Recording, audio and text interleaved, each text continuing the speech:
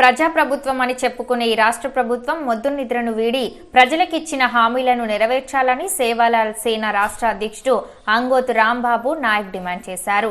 గిరిజన సమస్యల పరిష్కార సాధనకై సేవాలాల్ సేన రాష్ట్ర కమిటీ ఆధ్వర్యంలో తెలంగాణ రాష్ట్రంలో ప్రజారక్ జోల్ పాదయాత్ర చేపట్టారు.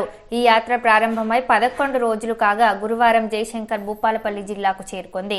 కాగా వీరికి భూపాలపల్లి జిల్లా సేవాలాల్ సేన నాయకులు మంజూర్ నగర్ లో ఘనంగా స్వాగతం పలికారు. డప్పు చప్పుల నడమ సాగిన ఈ యాత్ర అంబేద్కర్ కూడలికి చేరుకున్నారు.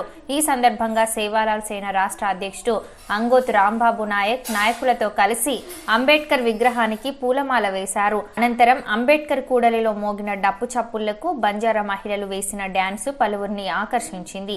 ఈ యాత్ర సందర్భంగా మీడియాతో నాయకులు మాట్లాడారు.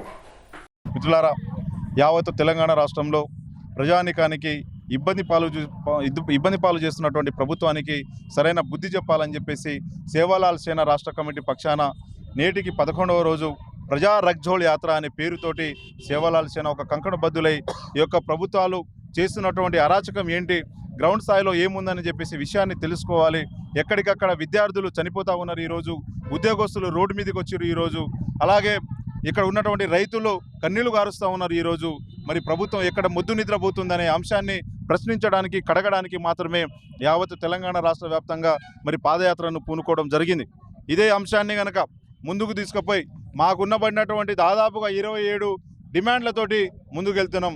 ముందుకెళ్ళి యావత్ తెలంగాణ రాష్ట్రంలో ఉన్నబడినటువంటి ఎస్సీ ఎస్టీ బీసీ మైనార్టీ సోదరులందరినీ, అక్క చెల్లెల్ని, అన్నదమ్ముల్ని అందరినీ కలుపుకొని తెలంగాణ రాష్ట్రంలో పరిపాలిస్తున్నటువంటి ప్రభుత్వానికి, నిద్రపోతున్నటువంటి ప్రభుత్వానికి నిద్ర లేపడానికి సేవాలాల్ సేనగా మేము ముందుకు వస్తున్నామనే అంశాన్ని కూడా ఈరోజు మీడియా ముఖంగా యావత్ ప్రభుత్వానికి పరచుకోవాలని చెప్పేసి మరి అనుకుంటూనే యావత్ మొత్తం తెలంగాణ రాష్ట్రంలో ఈ జరుగుతున్నటువంటి కార్యక్రమంలో ప్రభుత్వము ఇమీడియట్లీగా స్పందించాలి. ఆ ముద్దు నిద్ర ఏదైతే ఉందో లేచి బయటకు వచ్చి ప్రజలు ఏ రకంగా ఉన్నారు, ప్రజా పరిపాలన అని చెప్పేసి మరి జబ్బలు దరుచుకున్నటువంటి ప్రభుత్వానికి సూటిగా ఒకటే ప్రశ్నిస్తున్నాం. ఒక్కసారి మీరు గ్రౌండ్లో రండి, ఏ రకంగా ఎవరు ఎంత హ్యాపీగా ఉన్నారు, ఏం చేస్తున్నారు. ఈరోజు ప్రభుత్వానికి నమ్ముకొని ఓట్లేసి మీకు సీట్లు గెలిచిర్రు, కానీ రేవంత్ రెడ్డి గారు ఒకటే, నేను సీఎం అయిన కదా, అది చాలు కదా అని చెప్పేసి ఒకే ఒక ఆలోచనతోటి ఉండడం, మీ ఆలోచన తప్పు అని చెప్పేసి ఈరోజు